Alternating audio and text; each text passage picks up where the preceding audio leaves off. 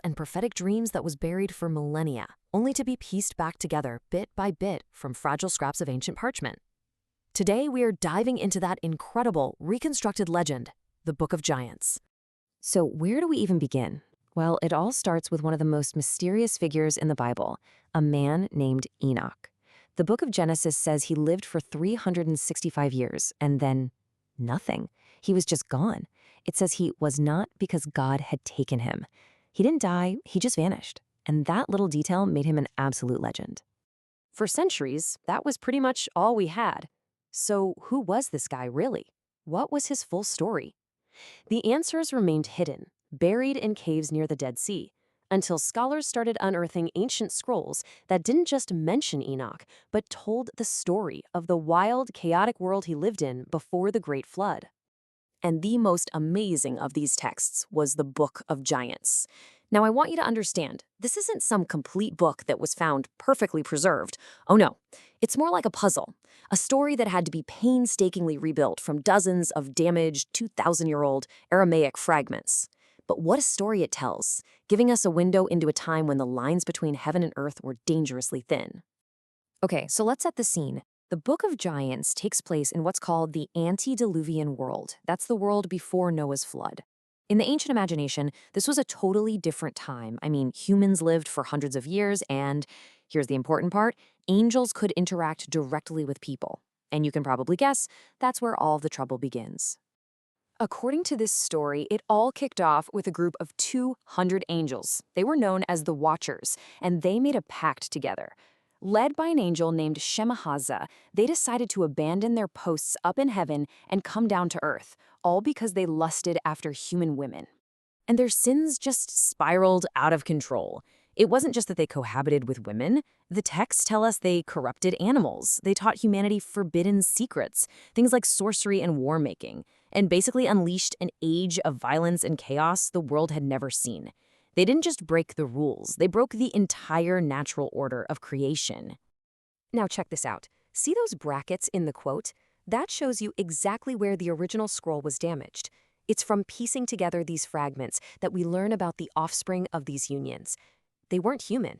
They were giants, monsters, and their very existence, their insatiable appetites, corrupted the fabric of the earth itself. You'd think being a giant would be great, right? Ruling over a world you've corrupted? But their reign wasn't peaceful. Not at all. A kind of creeping dread started to settle in, delivered to them through terrifying prophetic nightmares. They were starting to get the feeling that their time was running out. And the very first premonition we hear about comes from a giant named Mahwe, and his dream is, well, it's pretty chilling.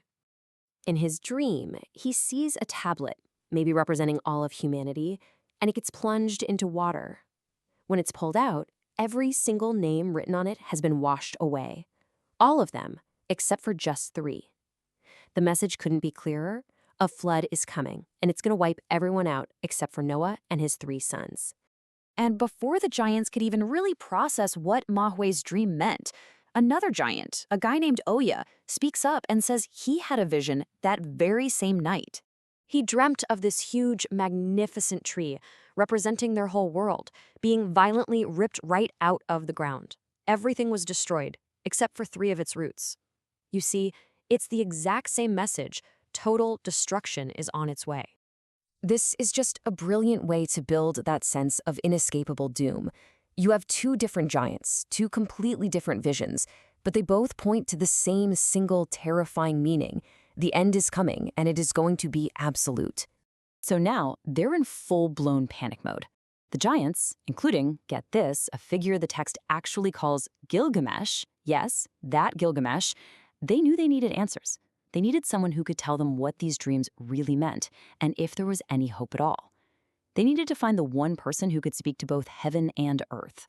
So the giants send Mahwe on this incredible cosmic journey to find Enoch. And the text here is so vivid. It says he mounted up in the air like strong winds and flew with his hands like eagles.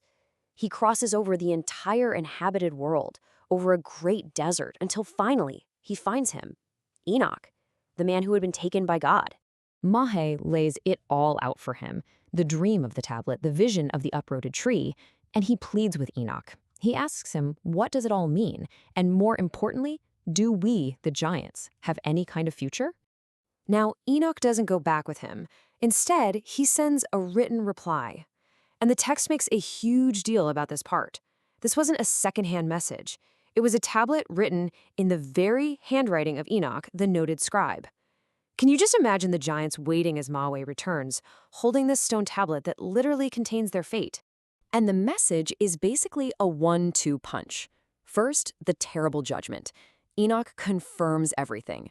A great flood is coming, and it's going to destroy all living things. Their destruction is a done deal. But then, there's this tiny little glimmer of something else. It's not a promise of survival, but it is a chance for repentance. He tells them to loosen the bonds binding you to evil and pray. And that's pretty much where the story in these fragments cuts off, right on that note of judgment and this faint whisper of hope. But honestly, the story of how we even have this text is just as incredible. I really want you to let this sink in. This isn't a single book someone just found in a cave. It's a narrative that was literally resurrected from dust. Scholars took these tiny, torn pieces of parchment, figured out who was speaking, matched up dream sequences, and slowly but surely reconstructed this powerful legend that was almost completely wiped from history. It's amazing. Which kind of leaves us with one final thought.